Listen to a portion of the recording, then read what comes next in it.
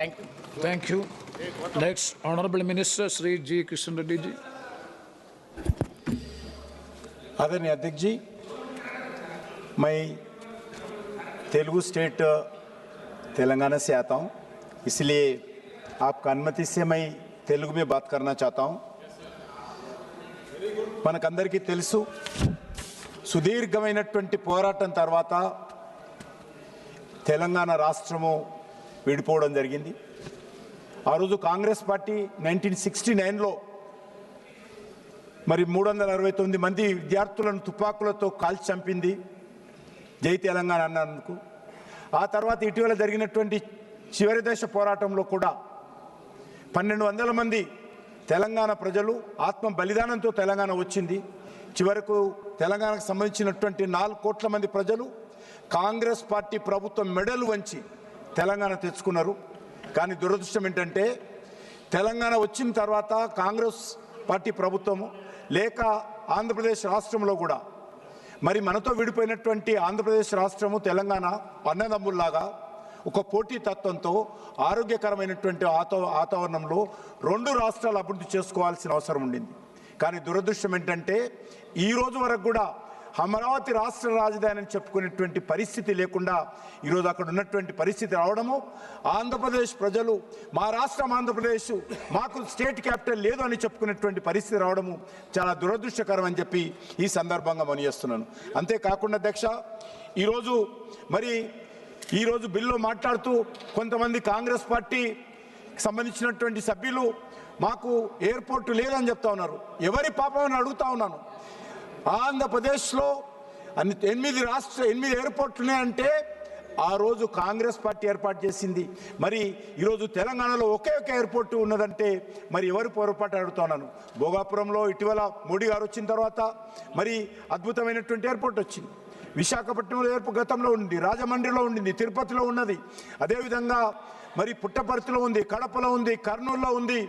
మరి కనీసము మరి తెలంగాణలో కొత్తగూడెంలో, అదేవిధంగా ఆదిలాబాద్లో కావాలి, వరంగల్లో కావాలంటే 10 సంవత్సరాలు బీఆర్ఎస్ పార్టీ అధికారంలో ఉండి ల్యాండ్ ఇవ్వలేదు వరంగల్ ఎయిర్పోర్టుకు. ఈరోజు మళ్ళీ కాంగ్రెస్ పార్టీ గతంలో కూడా వరంగల్ ఎయిర్పోర్టు విషయంలో కానీ, గతంలో ఆదిలాబాద్ విషయంలో కానీ, కొత్తగూడెం విషయంలో కానీ నిర్లక్ష్యం చేసింది. కాంగ్రెస్ పార్టీ అధికారం ఉన్నన్ని రోజులు తెలంగాణలో రైల్వేల అభివృద్ధి జరగలేదు, రైల్వేలు వెనుకబడిపోయినాయి, జాతీయ రహదారులు అభివృద్ధి జరగలేదు, అనేక రకాలుగా తెలంగాణ వెనుకబడింది. కాబట్టే తెలంగాణ ఉద్యమం వచ్చింది. ఈరోజు నేను మనవి చేస్తా ఉన్నాను, ఖచ్చితంగా ఈరోజు ఈ యొక్క ఆంధ్రప్రదేశ్ రాష్ట్రానికి అమరావతి రాష్ట్ర రాజధాని కావాలని గత అనేక రోజులుగా భారతీయ జనతా పార్టీ డిమాండ్ చేస్తూ ఉంది. ఈరోజు దానికి ఒక సానుకూలమైనటువంటి పరిస్థితి రావడం ఏదవుతున్నదో చాలా సంతోషమని మనం చేస్తున్నాను.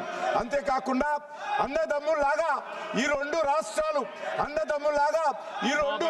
అభివృద్ధి చేసుకోవాల్సిన అవసరం ఉంది, వేగవంతమైనటువంటి అభివృద్ధి జరగాల్సిన అవసరం ఉంది. దానికోసమే ఈరోజు తెలంగాణ వచ్చిన తర్వాత కూడా అధ్యక్ష ఆంధ్రప్రదేశ్ లో కూడా ట్రైబల్ యూనివర్సిటీ రావడం జరిగింది. నరేంద్ర మోడీ గారు ప్రధానమంత్రి అయిన తర్వాత ట్రైబల్ యూనివర్సిటీ ఆంధ్రప్రదేశ్కి వచ్చింది.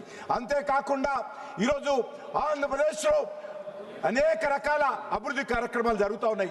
కేంద్ర ప్రభుత్వము పూర్తి స్థాయిలో మోడీ గారి నాయకత్వంలో ఆంధ్రప్రదేశ్ ప్రజల కండగా నిలబడింది. అదేవిధంగా తెలంగాణ రాష్ట్రాన్ని కూడా గత అనేక రోజులుగా వరంగల్ ఎయిర్పోర్ట్ కావాలని నేను గతంలో ఉత్తరం రాస్తే అప్పుడున్నటువంటి టీఆర్ఎస్ పార్టీ ఈ యొక్క వరంగల్ ఎయిర్పోర్ట్కి అనుమతి ఇవ్వలేదు. రైల్వేలు పూర్తిగా తెలంగాణ ప్రజలకు పూర్తిగా నష్టం చేసింది గతంలో ఉన్నటువంటి కాంగ్రెస్ పార్టీ ప్రభుత్వం. ఈరోజు నరేంద్ర మోడీ గారు వచ్చిన తర్వాత 42 రైల్వే స్టేషన్లు ఏకకాలంలో పునరభివృద్ధి చేస్తున్నటువంటి ఘనత తెలంగాణలో నరేంద్ర మోడీ గారి ప్రభుత్వానికి దక్కుతుంది. గతంలో ఉన్నటువంటి 2500 కిలోమీటర్ల జాతీయ రహదారి ఉంటే ఈ యొక్క నరేంద్ర మోడీ గారి ప్రభుత్వము గత 11 సంవత్సరాలలో అదనంగా 3000 కిలోమీటర్ల జాతీయ రహదారులు సుమారు 1,30,000 కోట్ల రూపాయల ఖర్చు పెట్టి ఈరోజు తెలంగాణలో జాతీయ రహదారుల అభివృద్ధి జరుగుతూ ఉంది.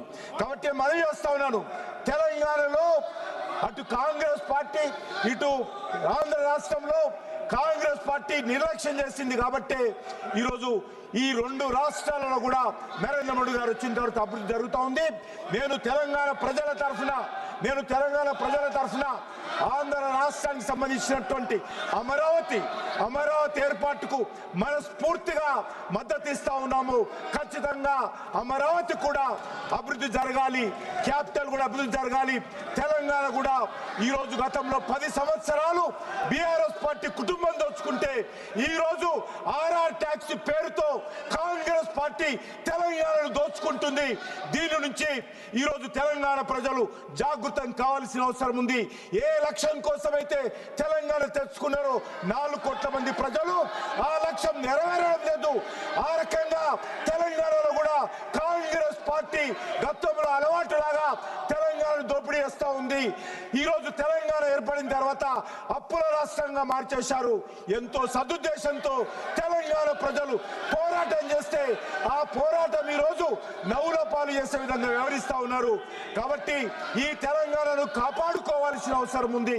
ఆంధ్రప్రదేశ్ తెలంగాణ 2 రాష్ట్రాలు కూడా అన్నదమ్ములాగా అభివృద్ధి జరగాల అవసరం ఉందని కోరుకుంటూ సెలవు తీసుకుంటున్నాను.